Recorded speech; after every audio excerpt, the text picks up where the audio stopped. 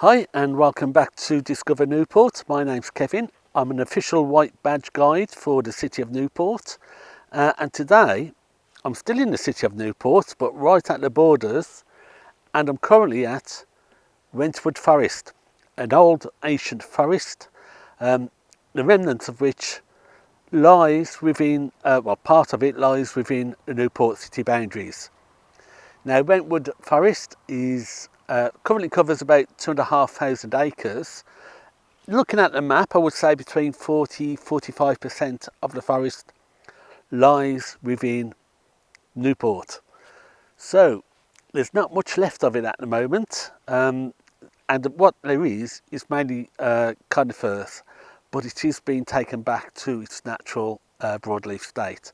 So originally this forest would have stretched from the River Wye at Chepstow all the way up to the Usk Valley and all the way up to Usk. It was a massive forest, an ancient forest, and it's got quite a bit of history to it, which is why I'm here today. And where I am, I'm at the Foresters Oak car park and picnic area, which is run by Newport City Council. Really nice outlook, really nice comfortable place to be. Number of picnic tables laid out here, so a great day and free day for the family if you want to come up this way.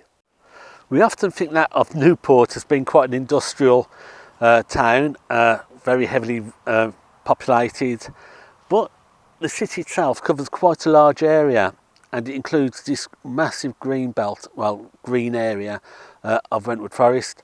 If you go down by the coast, you've got St Bride's and the South Wales Coastal Path, and also on the other side of the estuary you've got Nash and its wetlands and the Mega Marshes. So a good selection of green areas to visit where you come to Newport. It's not all industrial heritage and residential areas. So humans have sort of impacted this area probably for about 1,000 years. It's home of the old Silurian Celtic tribes and also the Druids, very big part of Druid heritage, Wentwood Forest.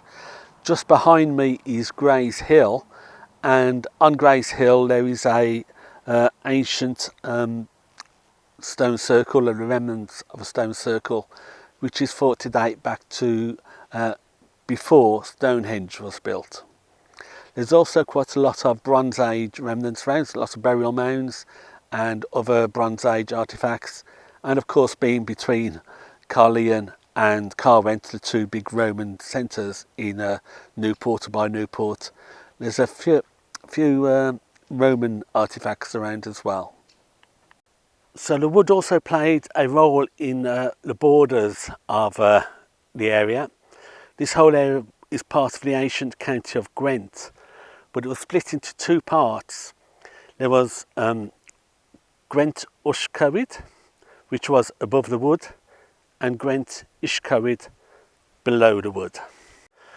So Wentwood Forest was hunting grounds for Chepstow Castle. It was a large hunting ground. Chepstow Castle has passed through a number of hands throughout its history, but very much not a royal forest, but still protected by its own laws. So there was Wentwood Forest laws. Twice a year the forest court would sit at Foresters Oak here, and here there were two large old oak trees, and it was from those oak trees that people who were convicted of poaching or continuous poaching or continuous encroachment into the forest were hung as punishment.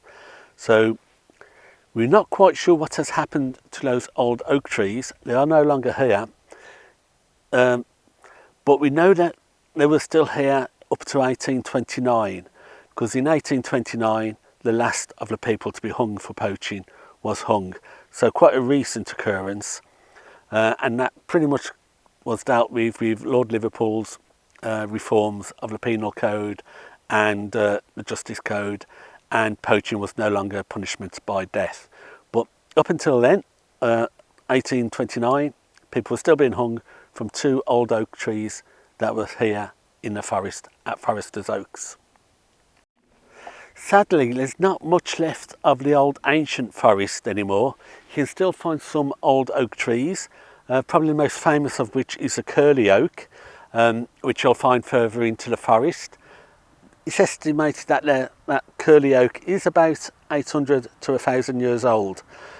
You'll still find quite a few old oak trees when you get to the hundreds, but the curly oak is probably the last of the remnants of the original ancient forest, which sort of stood this ground from up until the 1500s really. It was the 1500s when farming began to encroach upon the forest grounds, and we started to see the beginnings of the loss of the forest. Probably the biggest claim to fame here is the 1678 riot that broke out. It played a major role in the Enclosure Act, property rights, and the big political crisis that occurred just after Oliver Cromwell died and the monarchy came back in charge. There was big change in commoners' rights, big change in property law, and a lot of that revolved around the riot here at Wentwood Forest.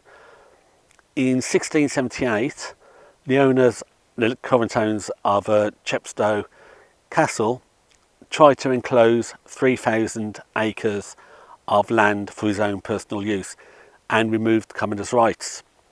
In response to that, the night after the Duke of Beaufort, Henry Somerset, had felled a large substantial amount of trees, commoners protested on the night and went down armed. About 50-60 people went down armed and took away all of the timber that had been felled, claiming commoners' rights as they had rights to any fallen timber in the forest.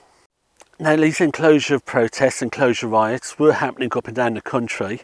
A lot of the landed gentry were beginning to enclose land for their own use. That was driven because of the Civil War. Chepstow Castle fell to the parliamentarians, and during the time of Oliver Cromwell's protectorate, he owned the rights to the castle and the grounds. It was after Oliver Cromwell died and the monarchy was re-established, the old families took back their land and took back control, but it had cost them a lot of money and they needed to try and recoup that sort of money. So a lot of the old landed gentry started to enclose the land, kick out the commoners, and kept the money and the wealth of the land for themselves. So many tenant farmers, many commoners, grazing rights, wood rights, resource rights were all taken away, and they started to revolt in protest at this. Now, what made the 1678 riot in Wentwood Forest so different was the people involved. These were not commoners, these were also gentlemen. They were owners of land, or rather managers of land. They were lords of the manors. It even involved William Morgan of Tredegar. He got involved mainly because he didn't like the Somersets and opposed the enclosure of the woodland. 3,000 acres was a lot of land to enclose and a lot of land to keep people out of.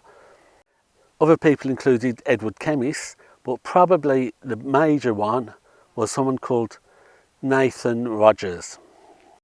Now, Nathan Rogers was had been a parliamentarian in the third Protectorate Parliament under Oliver Cromwell. His father had been a colonel in Oliver Cromwell's New Model Army. He was also a lawyer. He was Lord of the Manor of a number of manors within Monmouthshire. So this was someone who was quite important, together with others such as William Morgan of Tredegar and other landowners who backed the protest and who backed the riot and the seizure of the timbers that had been felled. So Henry Somerset, who was the Duke of Beaufort and owner of Chepstow Castle and its grounds, was not very happy over this, and he had the two ringleaders, who he deemed were the two ringleaders, which was Edward Kemmis and Nathan Rogers, arrested for riot and trespass, and they appeared at Monmouth courts where they were fined. But that wasn't good enough for the Duke of Beaufort, so he appealed and brought it up in the House of Lords, and that resulted in them being re-arrested, retried and imprisoned in London for their crimes, or their so-called crimes. The Duke also managed to get permission for troops to be set in place in his forest, in his enclosed area, to prevent any further intrusions. So this was a time mainly driven by the debts built up during the Civil War, that property rights were changing. A lot of commoner rights was disappearing, a lot of grounds were being seized, well not seized, were being enclosed, and commoners were being prevented from being access to it. And it was a time where property rights were changing from common ownership to individual ownership. So the law didn't really recognise commoners' rights of access. They wanted it nice and clean, and a clean owner that was clearly defined and who could do what they wanted with the land. And this really led to a crisis in British politics as the old ways changed for the new ways. Now, the reason why Lord Beaufort had, Duke of Beaufort had enclosed those 3,000 acres is that he was about to open up a brand new iron foundry in Tintern. Now, he needed a ready supply of charcoal, and this is what really started the mass clearances of Wentwood Forest. The first mass clearance was for charcoal in the iron furnaces up at Tintern. So this new foundry that it was opening would produce 1,000 tonnes of iron a year. Now, for every tonne of iron you needed 2 tonnes of charcoal, and for every tonne of charcoal you needed 8 tonnes of wood to make that charcoal. So to produce 1,000 tonnes of iron, he was going to need many thousands of tonnes of timber, which is why he enclosed the land to protect the wood for his furnaces. So the next major clearance occurred in the 1800s, which were in the Napoleonic Wars. Now, Welsh oak made great battleships, they made great man-of-wars, and so for the ships required to fight Napoleon and the French and Spanish armadas required a lot of trees. So much of what was left was clear felled to use for battleship building, and Lord Nelson came down on a couple of occasions to inspect the woods. On this side of the River Wye it was Wentwood, on the other side of the River Wye it was the Forest of Dean, and Lord Nelson would often come down to Monmouth, where he stayed at the Kimmin and the Roundhouse and had a nice time with his lady friend, Lady Hamilton. So large scale clearances for Welsh oak to make battleships, and HMS Victory was one ship made out of Welsh oaks. Now, despite large scale clearances of the oaks for shipbuilding, the core of the forest remained intact because it was protected for producing charcoal for the iron foundries, because iron was just as important as wood for the wars against Napoleon. And it was also at this time in the 1880s, 1870s, that the first conifer commercial plantations were planted, replacing the broadleaf, the birches and the oaks of the original forest. After the clearances for the battleship building, there was a bit of a respite for the forest. Didn't really get much chance to regenerate, but at least it wasn't being chopped down any further. That is, until 1912 and the beginning of the First World War, where the final mass clearance of broadleaf oaks and broadleaf trees happened to provide supports and planking for the trenches of France. So large scale clearances, what was left of the forest pretty much disappeared to head over to France to be used in trench building. Now, it was during this clearance that it's thought that the Foresters Oaks, which were here at the car park, was also fouled to go to France. So that's what we think has happened to the hanging trees of Foresters Oaks. During the 1950s and 1960s, this was all owned by the Forestry Commission, who began large-scale commercial conifer farming plantations for the production of commercial wood. Fast growing, very easy to grow here, but not so good for the wildlife and not so good for the natural environment. It made the soils very acidic compared to more natural broadleaf forests. It's now under the care of National Resources Wales. They are beginning to clear the conifers, and when those fellings are taking place, they're allowing natural broadleaf trees to replace them, and really turning this now into an area of wildlife conservation and recreational use rather than commercial wood production. Some of the notable wildlife that you're going to find in the area is when you go into the older parts of the forest, you'll see wood ant hills, and these can stretch up as high as 4 feet. There's been 67 species of birds recorded here. You've got dormouse, you've got adders, you've got newts, a whole range of reptile and mammal species, and a fantastic place to come bird watching. So the long-term plans for the forest now, well, it's going to be part of the new National Forest of Wales. That's a plan to create a network of forest and woodlands that will stretch from south to the north of Wales and from the east to the west of Wales. So you should be able to plot a jagged path eventually and explore most of Wales without leaving woodland. That's the plan for the new National Forest. It's also a part of the Queen's Commonwealth Canopy, which is a celebration of woodlands to celebrate the late Queen's commitment to service and the Commonwealth countries. So plans for the future, really very much recreational, nature conservation and wildlife rather than commercial forestry. Right, I'm going to head off up Grey Hill shortly, but just before to do that, always like to promote local businesses. So I'm here at the Glades Tea Room. If you come out the car park, do a left, it's about 5 minutes up the walk, up the road. Really nice secluded location. It's got the tea rooms, and there's also a woodworking gift shop as well. So well worth a visit if you're in the area.